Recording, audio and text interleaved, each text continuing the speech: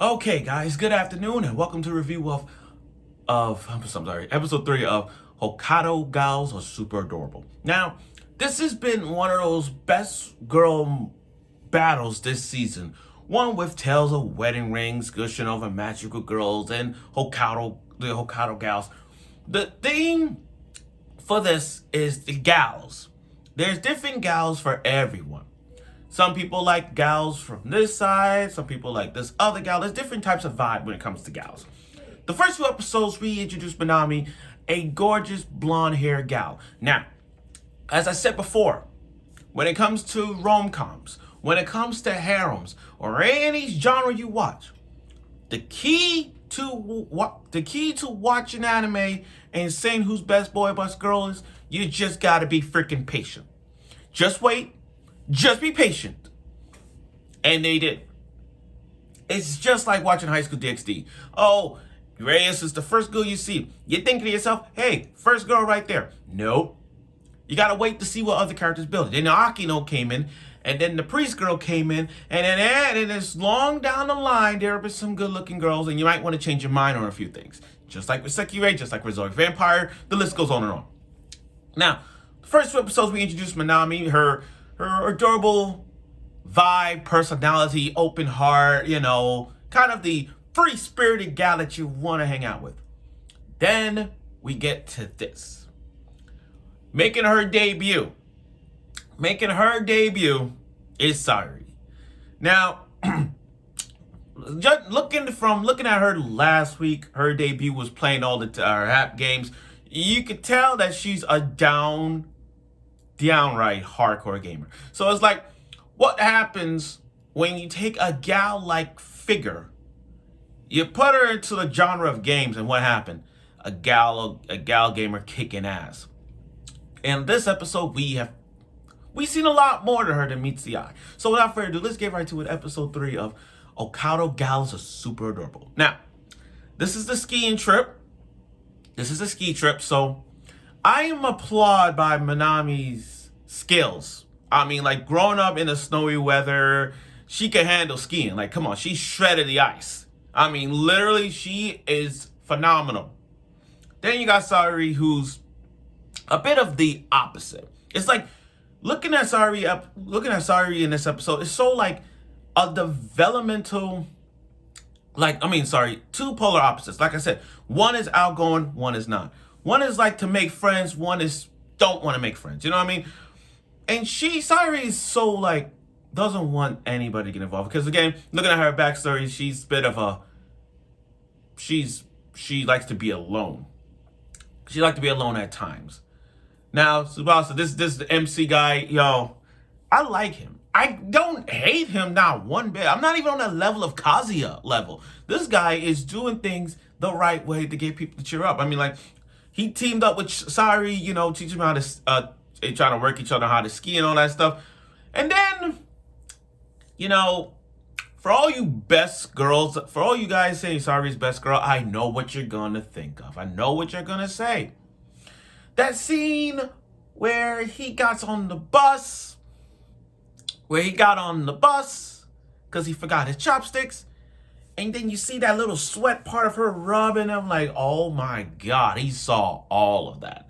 He saw well, not everything, but he saw all of this as she was drying up all that sweat, because she sweat a lot. But the way how they show that, detailed after detailed of it, it's so good. Now, and the fact that normally a girl would freak out and say, get out, you perv. But for her, she's like, it's okay. It's my fault. I do like that. Now, her story explaining why her and Minami don't talk to each other, because again, it's hard to talk to someone who's outclassed. Like, it's hard to talk to someone because she's the most popular girl and she ain't. So for Sayuri, the bond for him and Tsubasa was really good. I mean, like, that's what this episode was about. The relationship that these two have. I mean, like, not like relationship, but they looking out for each other. In some ways. I know people say it doesn't look that way, but it is. Then, when you bring up one topic that she's into, it's that topic you could get along with her. And I'm talking about gaming. I mean, literally, look at this. Literally, she is a hardcore freaking gamer.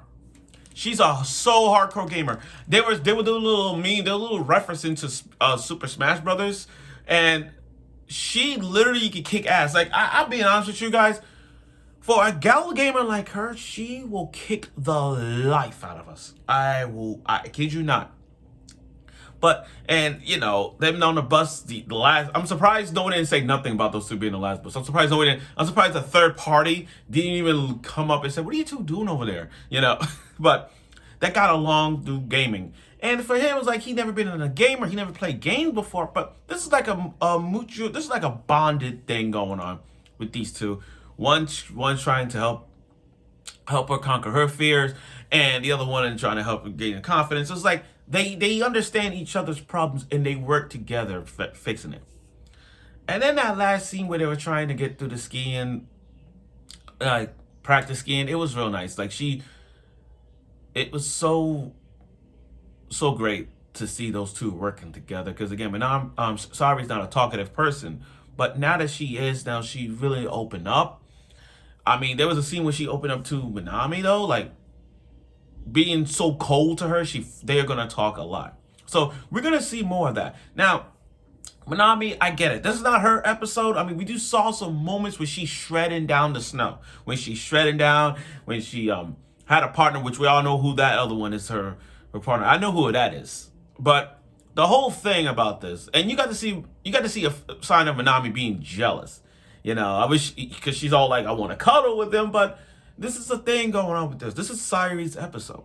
I'm not saying Minami's bad. All I'm saying is this was an episode that we had to see Sayuri's development in this one. And that's what this show is about.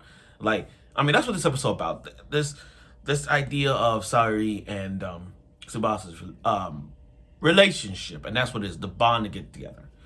But overall, though, overall, episode 3 was great. I like the slow pacing. It's not rushing this gal-like episode. You know what I mean? This episode gave us a lot to know more about Sayuri. I mean, look, okay. I'm going to cut to the chase here. This is going to be a big leap here. I do like her. She has that raven-like hair. And yeah, she has this raven-like hair, and she's a hardcore gaming gal. GG. That's what it is. GG. And, you know, if we're going to say, is she better than Minami? Let's stop. Let's push the brakes here. You saw one scene when she watching all that thing. That was one thing. Okay? I don't know if we're going to see more stuff. But what I'm saying is, just be patient. Just be patient. There are other girls out there. You just gotta be patient with this one. There could be other gals. Like there's one gal that we saw in the opening, and there's more. So let's just wait. Let's just wait. But as right now, I don't have an answer to say that right there. That's best girl. That's best girl right there. That took time. Just like with Rent a Girlfriend. That took time for me because when Sumi made her debut, that's it. I called it right down the middle. That was best girl. So it took some time till we got a Sumi episode, and then we saw her being that, how she is better than everybody else in the Rent the Girlfriend franchise. So with this gal, the Hokkaido gals are super adorable. I wait. I'm going to wait. Because the waifu wars for 2024 is on the rise. So we're just going to be patient on her for now. But like I said, overall, this was a good episode because I like Sayuri's reasons as to why she is who she is. And I do love this episode because it showed us the bond, it shows their relationship between Tsubasa and Sayuri's relationship as it goes. So props for them to understand each other and the development that is there. So I look forward for next week's episode of the Hokkaido Gals Super Adorable. But before I say this, can I say one thing? Seeing them blushing, I left this part out. Seeing how Sayuri blushing, see how everyone blushing, you know what, I just realized something? Does this feel like, why the animation seems like a hentai vibe? I'm just curious. Has anyone ever thought of that? The way how they blush, the way how has anyone ever thought that this is more like a hentai? Not hentai, but it's more like the animation of it? Or like, maybe. I don't know if y'all can see that, but I do. But anyway, I look forward for next week's episode of it. Again, this was a good episode. I like Sayuri's development. It's showing that she could be friends with Minami any day, her best gal friend. But it is what it is. So I look forward for next week's episode of it, and I'm sure you will.